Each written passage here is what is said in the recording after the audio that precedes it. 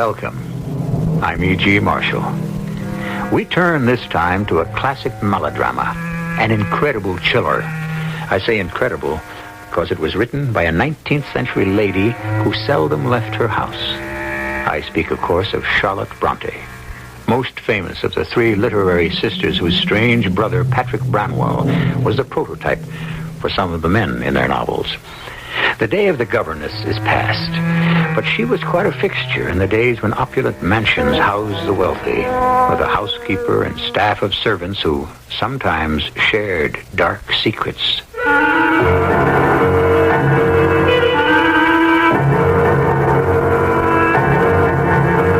Our mystery drama Jane Eyre has been adapted from the Charlotte Bronte classic especially for the Mystery Theater by Elizabeth Pennell and stars Patricia Elliott and Arnold Moss.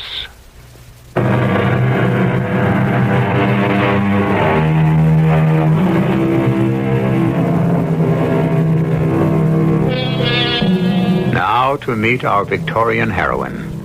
Jane Eyre has been hired as a teacher with one pupil in a mansion which dominates a remote English countryside, a setting much like that where the Bronte sisters lived and dreamed of adventure. As we begin, Jane has volunteered to post a letter for the housekeeper. The nearest village is 2 miles away, but she welcomes the opportunity to walk by herself across the moor. It is a January afternoon, and the ground is hard, the air still, and the road lonely. At the top of a hill, Jane pauses to enjoy the view. And suddenly, she is not alone.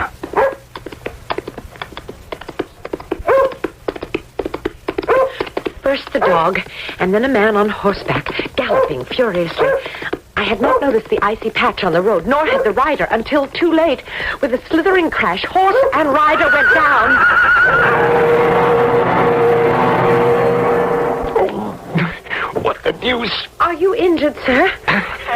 I'm not sure. Let me help you. Oh, stand to one side. But you're hurt. I'll go for help. No.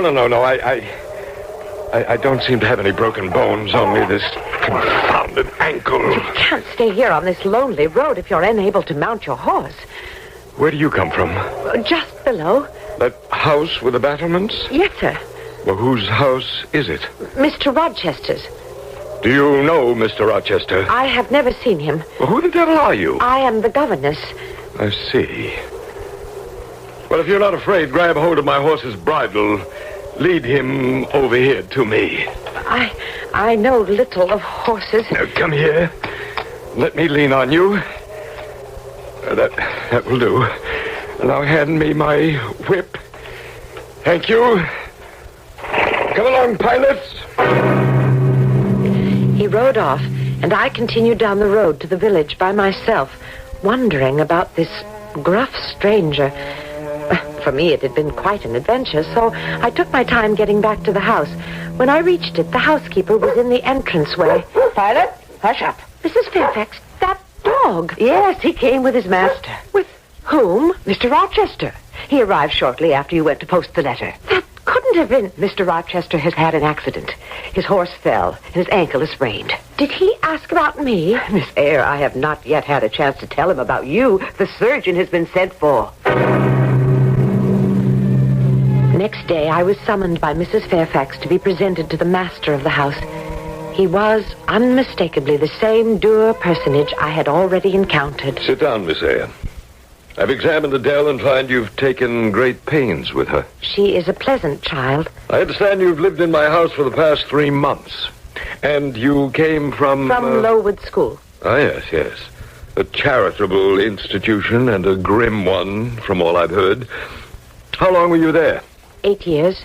You must have a sturdy constitution. I welcomed the opportunity to get away. No doubt. Who are your parents? I have none. Or ever had, I suppose? I don't remember them. I was left as an orphan with an aunt who hated me. The Lowood School was a joy compared to her house. Any other relatives? I've heard of an uncle on my father's side, but I doubt if he knows I exist. He lives in Madeira. Who recommended that you come here? I advertised, and Mrs. Fairfax answered my advertisement. You have no friends, I presume? None but the pupils and teachers of Lowood. And now, those of you at Thornfield. Mm-hmm. You've lived the life of a nun. But I must say it has not broken your spirit. How old are you? 18. Old enough for some accomplishments. I saw some sketches in the schoolroom. Are there others? I have a portfolio. Send it to my room. And now I'm tired. You may go. It's true that I do not frighten easily, and I was content as the days went by to be left with my pupil or to wander alone through that enormous house. One day, I climbed through a trapdoor onto the roof. Oh, a fine place for sketching. As I started down the third-floor staircase, this dreadful sound sent me running. Mrs. Fairfax! Mrs. Fairfax! Yes, my dear. I didn't know there was anyone upstairs. Why, there's not. That wing of the house is quite empty. But I heard someone laughing. Oh, such a terrible laugh. Oh, that. It must be Grace Poole. Grace Poole? One of the servants. She acts quite unbalanced at times. But where have you been? Mr. Rochester wants to see you. I found him seated by the fire, and as the light played over his stern features, his dark eyes had a softness out of keeping with his manner. He caught me off guard. You examine me, Miss Eyre. Do you think me handsome? No, sir. What fault do you find with me? Mr. Rochester, I shouldn't have answered that way. Don't criticize me. Go ahead. Does my forehead not please you? Do you think I'm a fool? Far from it. Well, you look puzzled, and a puzzled air keeps those searching eyes from studying my face. I'm feeling gregarious and communicative tonight. Talk to me. I have nothing to say. Well, then I'll make you say something. From your point of view, I'm sure I'd be judged a sinner. I do not make judgments. Oh, you would if you knew how I've wasted all my years. Why do you regret the past when there's a future to look forward to? I look forward to nothing but misery. But you have Adele and... Indeed. I rue the day I became encumbered with that brat. Well, then why did you make her your ward?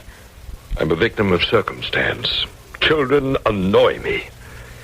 But I told you I feel talkative. Wouldn't you like to know something about Adele? If you wish to tell me.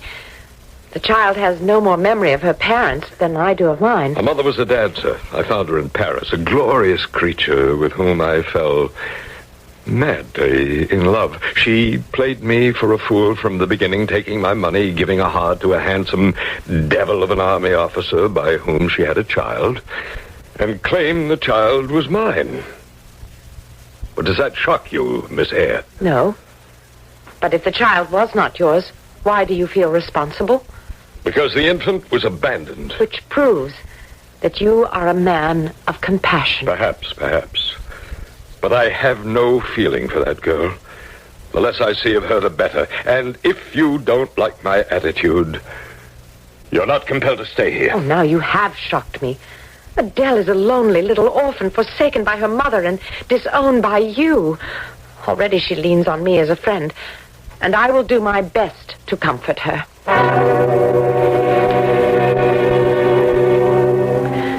I stayed out of his way after that, hoping he would soon be leaving. Then one night, I was awakened. That terrible sound again, followed by a moan which came from just outside my door. With shaking hands, I put on my robe, opened the bedroom door, and... Who's there? Who is there?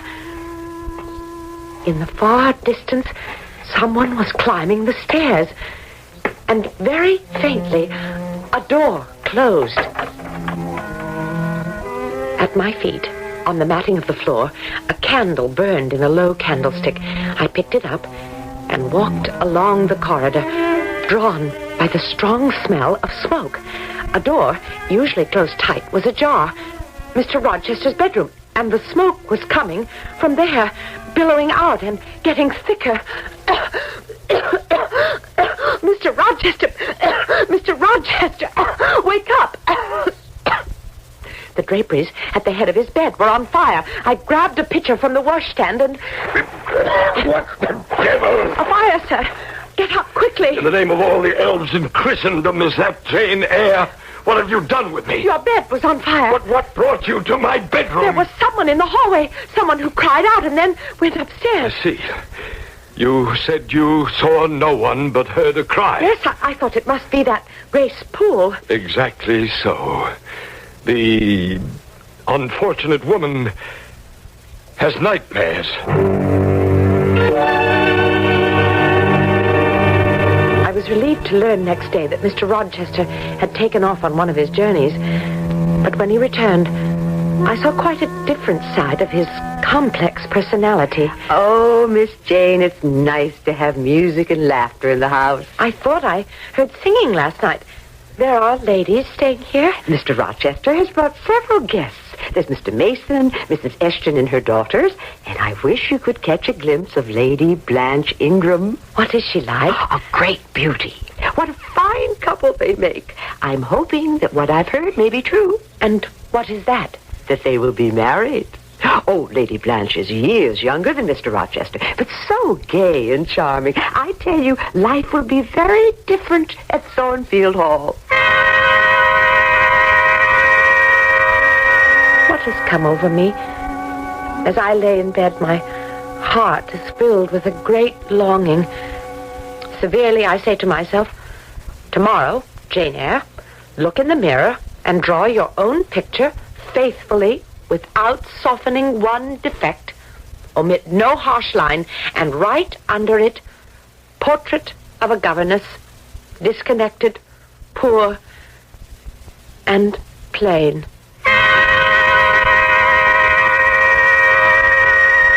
In due course, I was introduced to the ladies, who ignored me and Adele so completely that it was easy to stay out of their way. Then one night, as I sat alone in my room, there was such a commotion that I opened the door. Mr. Mason needs help! Rochester, for heaven's sake, come back to your rooms, all of you. Except for you, Jane Eyre. What's happened? I need you. Come this way, take my hand. It's dark going up the stairs. But, Mr. Rochester... I trust you don't turn sick at the sight of blood. I hope not, although I've never been tested. Steady now. Through this doorway. Could this be the disturbing Grace Poole at last? But I caught only the sight of a receding form, a woman in a gray sweater and long black dress.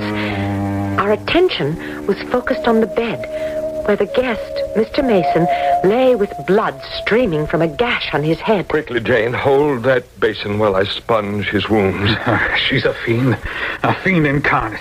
I won't live through the night. Nonsense, man, nonsense. You've nothing but scratches. She stabbed me. Barely missed my jugular vein. I'm bleeding to death. Courage, Richard.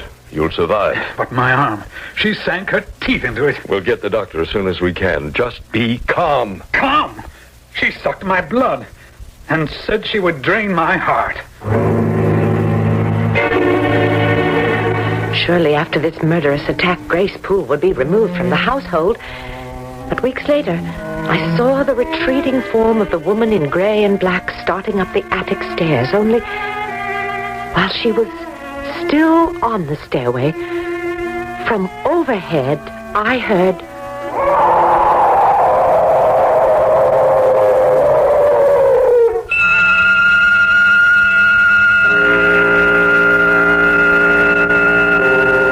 How's that for a chilling turn of events? The upper floors of Thornfield Hall appear to be occupied by demons, not the least of which is the murderous Grace Poole. Why would such a servant be left to roam the corridors? And what brings on a laugh which now seems to be disembodied? I assure you that more harrowing developments lie ahead. I'll be back shortly with Act 2.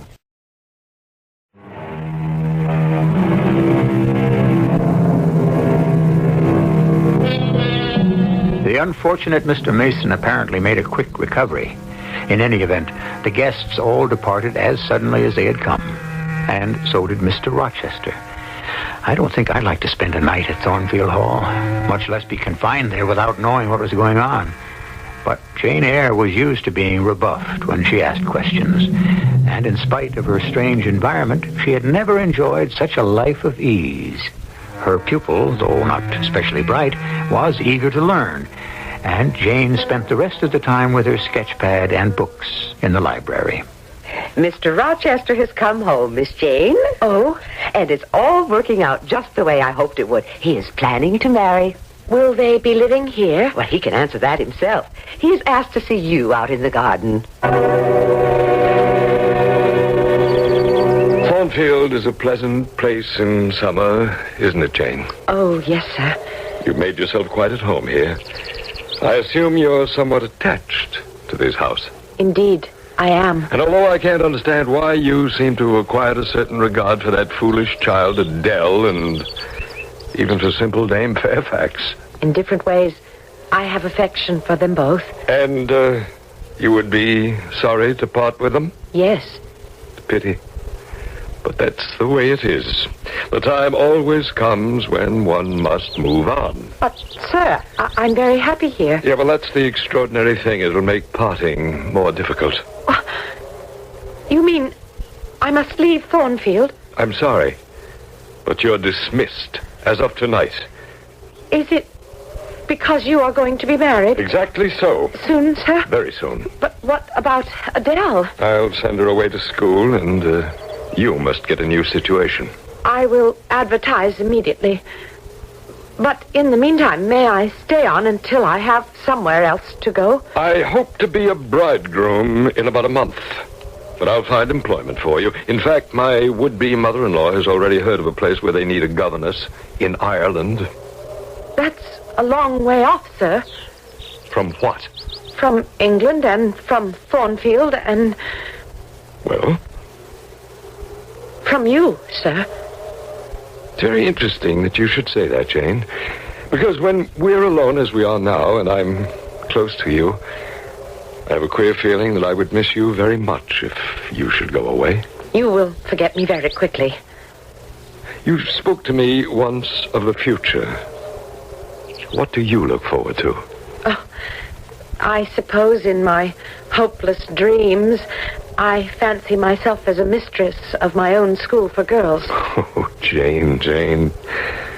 Behind that prim facade, you're fire and ice. You mustn't... Please, don't talk that way, sir. I wish you happiness in the course you have taken for your future. What course? Why, with the beautiful Miss Ingram, your bride. I have no bride. But you will have. Oh, yes, I will, and she is standing now right beside me. Mr. Rochester, please, let me go.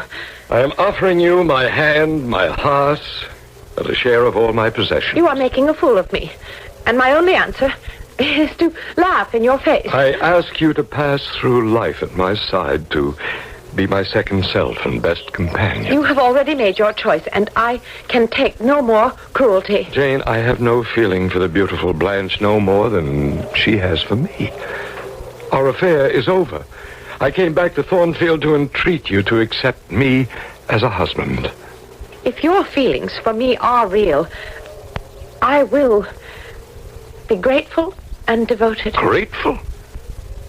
Say it quickly. Say you'll marry me. Mr. Rochester, if you are sincere... Edward. My name is Edward. If you need an oath, I swear that I love you. Then, sir, I will marry you. That's not the way to accept my offer. Dear Edward.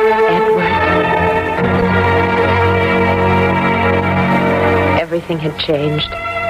I was no longer plain Jane Eyre. Of course, I had known from the first moment that Edward Rochester was a man above all others. But in my wildest dreams, I had never dared hope I could be the object of that affectionate heart he tries so hard to keep buried.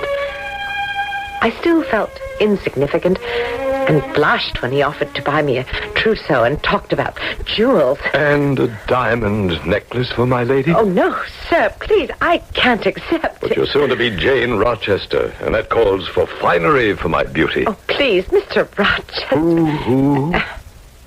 Edward. Don't call me things I am not.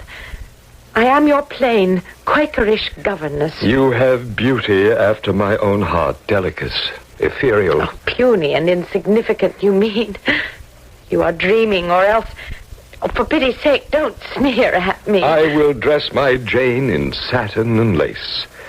And for her wedding, her head shall be covered with a priceless veil.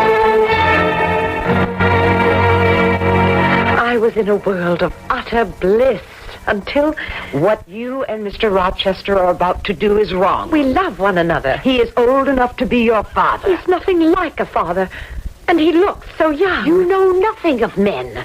And no good can come from a union with a gentleman of his station and a lowly governess. I thought, Mrs. Fairfax, that you and I were friends. Miss Jane, you must leave Thornfield Hall before it's too late. But my Edward was more loving than ever, and I could put up with anything until... Dearest Jane, last night you were so radiant. What's happened on your wedding day to make you look so pale? Last night, the most terrible nightmare of them all. My dearest Jane, you're nervous, that's natural. But soon your mind will be at ease. Only this time it was more than a nightmare. Something happened. Well, then tell me about it, although that little head of yours is apt to conjure up all sorts of things. This was real. I knew that my door had opened, and a woman was standing in my bedroom. She held a candle and examined my wedding dress. Well, it must have been that stupid Mrs. Fairfax. No, not Mrs. Fairfax. A large woman with thick hair hanging down her back, in a white gown, or a sheet that looked like a shroud. Did you see her face? Not at first. Then she moved stealthily toward me, and the candlelight caught her features. Oh, hideous, savage, like a vampire. And as she leaned over me, I would have screamed in terror, except no sound would come. She blew out the flame and glided from the room. A most unsettling dream. But after tonight, Jane, you'll have no more, I assure you. But that's not all, sir. Well, surely you didn't attempt to go after her. I was so frightened, I believe I fainted. But when I woke, it was light. And oh, Mr. Rochester, my beautiful veil. It had been torn to shreds. My poor Jane. Oh, you see, sir, it wasn't a dream. No, I suspect the vindictive Grace Poole. Mrs. Fairfax would say it is an omen. You and I, Jane, know how to dispense with omens. And soon we will be far away from here. I'll take you to Spain. We'll tour the world. Come, my dear. This is the happiest day of our lives. If either of you know any impediment why ye may not lawfully be joined together in matrimony, ye do now confess it. Stop this mockery of a wedding! Mason, how dare you? I might say the same to you, sir. Go on with the ceremony. It cannot take place. Pay no attention to this intruder. Go on, I say. Let Mr. Mason speak. This marriage is unlawful. It must not be consummated. But why, Mr. Mason? Because Mr. Rochester is already married. He has a wife. Miss Jane, I warned you. I was trying to keep you from... You should have told the girl. Leave my innocent Jane out of this. How can I? Mason, I should knock your block off. You won't touch me, and you know it. I'm convinced the girl knows nothing, and I've already been in touch with her uncle. What do you know of my uncle? I made inquiries through my solicitor, and I've seen your uncle in Madeira. You've seen him? But then why hasn't he written to me? He's very ill. But thank heaven he sent me back here in time to stop the wedding. Mr. Mason, at the chapel, you accused Mr. Rochester of being... He was prepared to become a bigamist. He's right, Miss Jane. Oh, please, I don't understand. I thought she might be dead. But I found out last April that she was alive, all right. Who, Mr. Mason? My sister Bertha. Mr. Rochester's wife. No. No, this can't be. It's true, Jane. If you can call such perversity the truth. But, Mr. Rochester, you cannot be married. Bertha Mason is mad, and she came of a mad family. There may be something in what you say. Yet the law decrees that an incompetent wife must be protected. The law? For 15 years, I've done my duty. And for 12 years, she's been no wife to me. Yet the bonds of marriage are sacred. I would move heaven and earth to keep my treasured Jane from learning how low one can sink in deprivation. But now her eyes must be opened. Mr. Rochester. Lead the way, Mrs. Fairfax. Miss Jane must see for herself what has for so long been hidden on the 3rd floor of Thornfield Hall.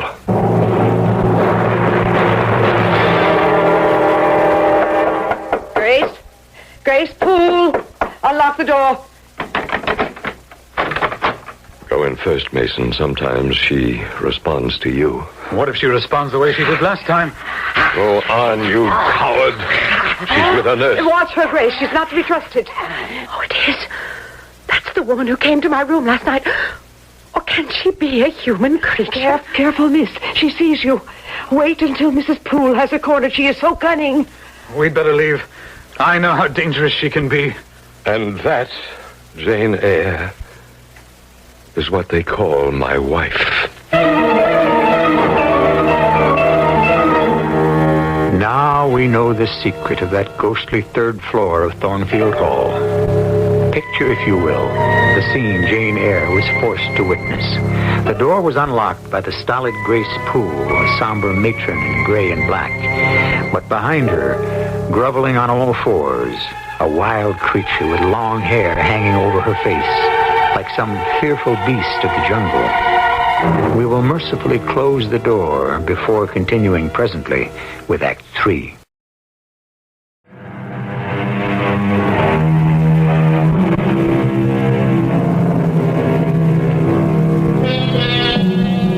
After the devastating events on what was to have been her wedding day, Jane Eyre said not a word, but went directly to her room.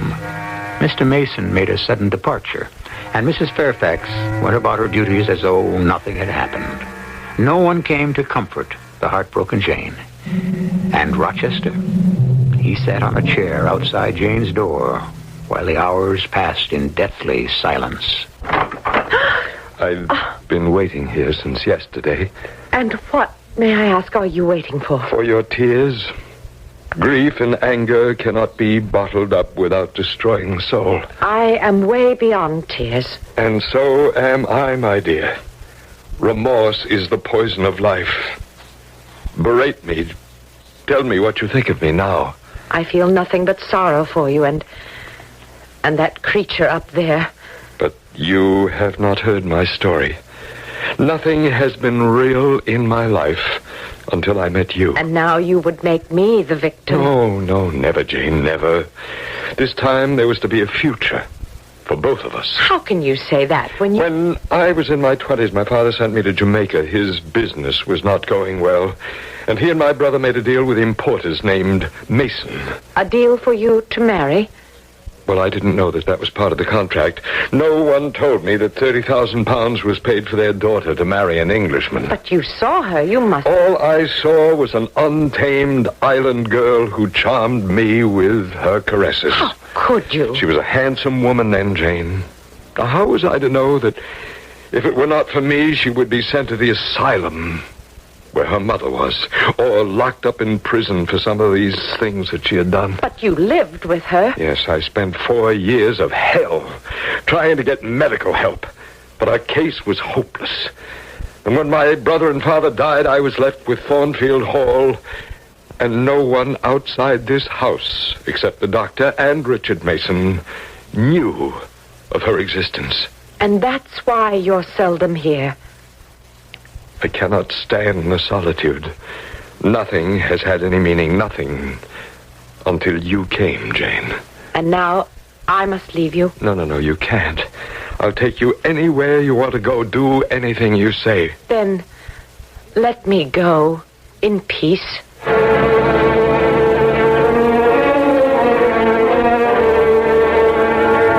I left Thornfield Hall in the dark of night and can scarce remember how I stumbled over the moor until I reached the village. It was almost dawn when I found a sleepy man with a carriage. I showed him what money I had and asked him to take me as far as it would go. He put me off at Whitcross. You want a room at this hour of the morning? No, I'm looking for employment. No one needed here. Do you know any place in the neighborhood where a servant is needed? I can't say, but I doubt it. What do most people do in this place? Some are farm laborers. Some work at the needle factory and the foundry. Do they employ women? Nay, it's men's work. But then what do the women do? We're poor folk, Mum. And poor folk get along as best they can. Where can I get some food? Well, bed and board right on the premises if you can pay the price. But I can't. Well, then it's off with you. But where can I go? There's the Reverend Rivers out at Moorhouse. How do I get there? Take the road going that way, but it's a long walk. The walk was endless, and a storm had come up. I pulled my thin coat around me, and I was soaked to the skin. At last, a prison-like structure rose through the mist, and before I could reach the knocker, I collapsed on the doorstep. Well, young lady, you finally come around. This is Moorhouse? Yes, and I'm St. John Rivers. And now you must tell me your name and how I can get in touch with your family. My name is Jane Eyre, but I have no family. No relatives at all? An uncle. If you will give me pen and paper, I will write to him. Where does he live? In Madeira. Oh, that's far away. Give me the name of someone nearby who can come and fetch you. There's no one. Please, Mr. Rivers, you must help me.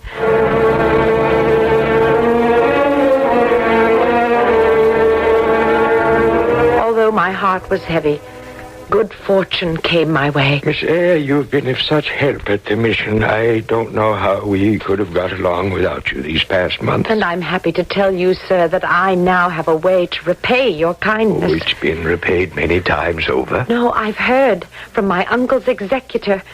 I'm soon to inherit what seems to be a vast sum of money. Well, I'm happy for you, although I hope this does not mean that you'll be leaving us. I want to share my inheritance with the mission. And then, what I've always wanted, my own girls' school. For the first time in my life, I could make a choice, free to do what I wanted. But more than ever, I was troubled by my dreams.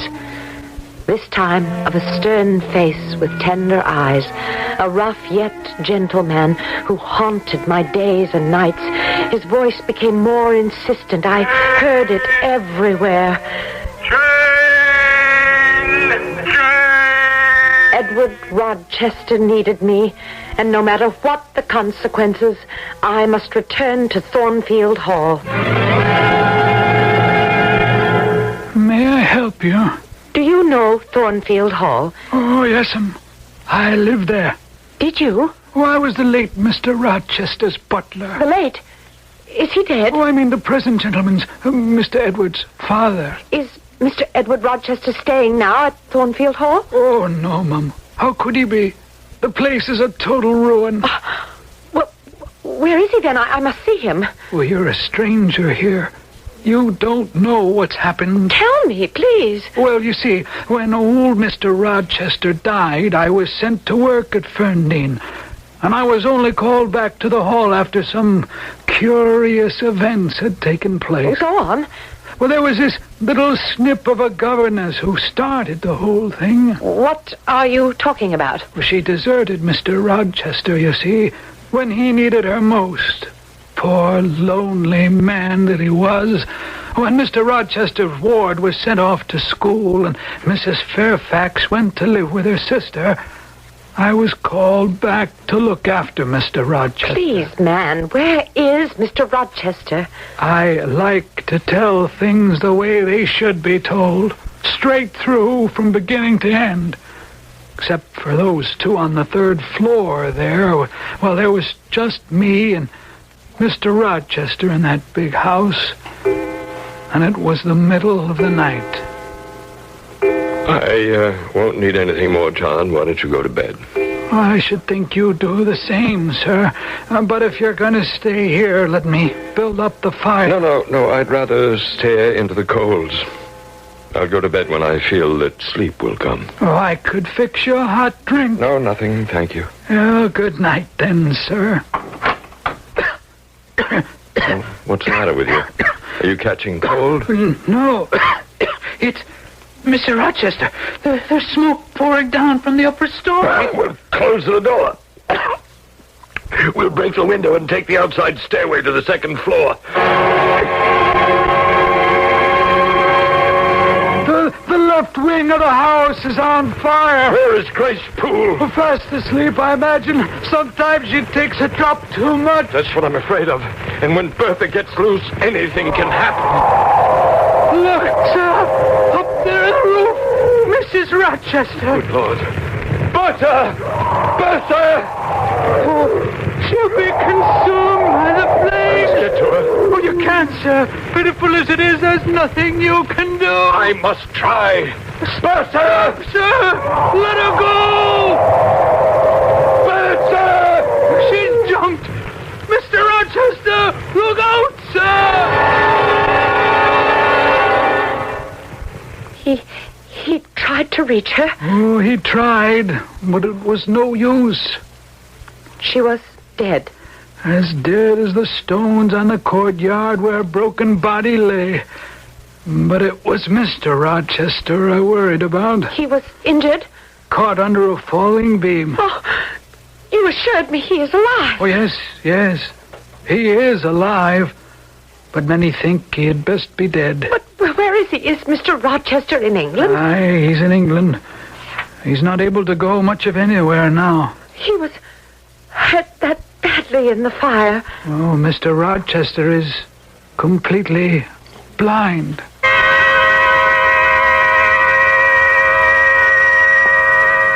I will pay you well to take me to this place where Mr. Rochester is staying. Friendin, oh, I don't mind driving there. My sister works for Mr. Rochester, but, I doubt that he'll let anyone in the house. You must persuade your sister to let me see him.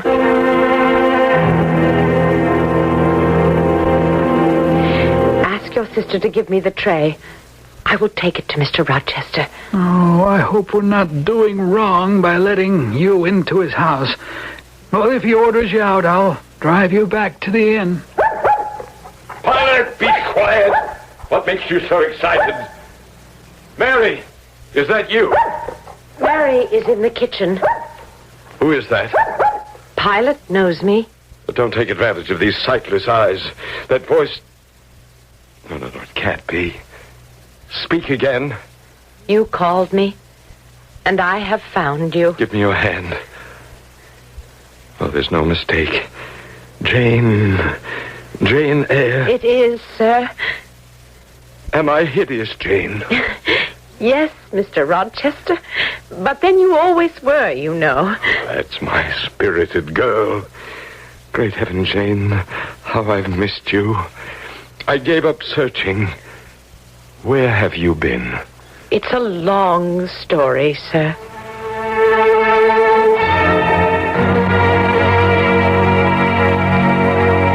So you have found your independence. Would that I had found mine. It is not what I expected. Your own school, or off to India with your missionary. Which will you do? Why, neither, sir. If you will let me stay and nurse you. Oh, Jane, a nurse could never bind my wounds. What I need, I can no longer ask of my one true love. Try me.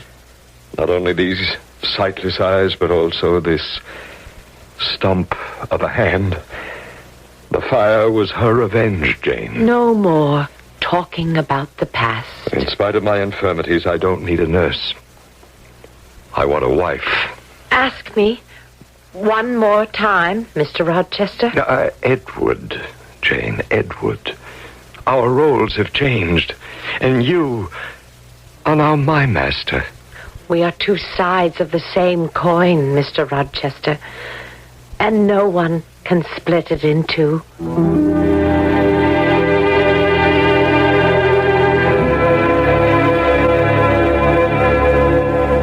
Perhaps it seems unreasonable that everything worked out so well for such a pair.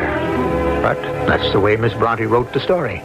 Along with a number of coincidences we have not had the time to report. At the very end, Charlotte Bronte tells us that Rochester regained the sight of one eye, and that he and Jane lived happily ever after. I'll be back shortly.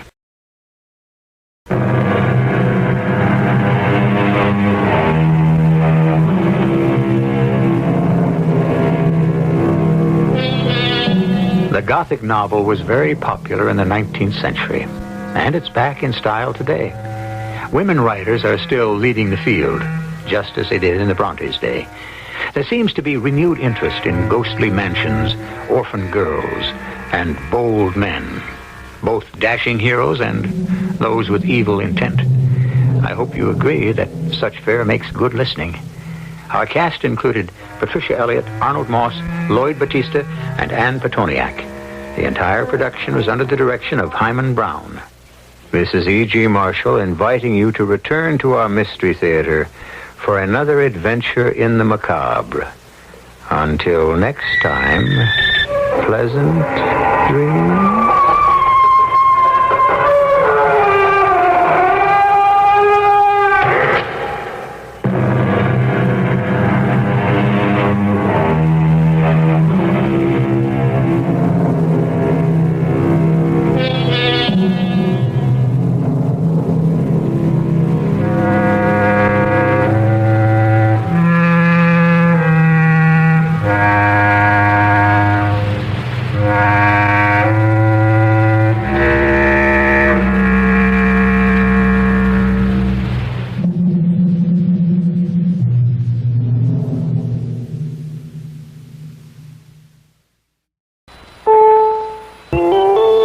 CBS News. With reservations from some Republicans, initial reaction to the Carter budget seems to be favorable.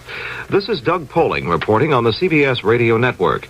The president proposes spending $19.4 billion more in fiscal 1978 than President Ford proposed. Most of the additional money would go for social welfare, energy, and economic programs. Mr. Carter would make some small reductions in defense spending. Among congressional reaction, Chairman Edmund Muskie of the Senate Budget Committee describes the Carter budget as a shot in the arm for the economy. House Speaker Thomas O'Neill predicts Congress spending will be in the ballpark of what the president wants. Senate Republican leader Howard Baker says he's willing to give the president some flexibility. Other Republicans, like John Tower of Texas, don't like the defense cuts. Tower says it's cutting into the muscle of the military. More news in a moment.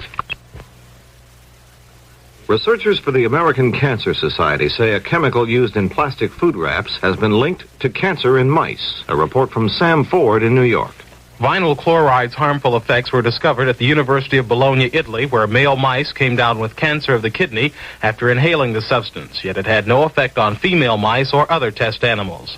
Vinyl chloride is contained in a number of packaging products, including some plastic food wraps, but Dr. E.C. Hammond of the Cancer Society doesn't think there's reason for alarm. It seems very unlikely right now that such things as the wraps made out of saran, or with saran in them, could contain, if any polymer, it seems very unlikely that they could contain enough to harm the general public. Nevertheless, the Food and Drug Administration has begun conducting tests on the substance, and Dr. Hammond says the agency should issue a ban on the product if it proves dangerous.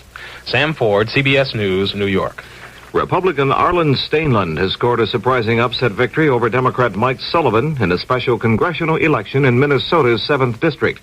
The election was held to fill the seat of Bob Bergland, who resigned to become Secretary of Agriculture.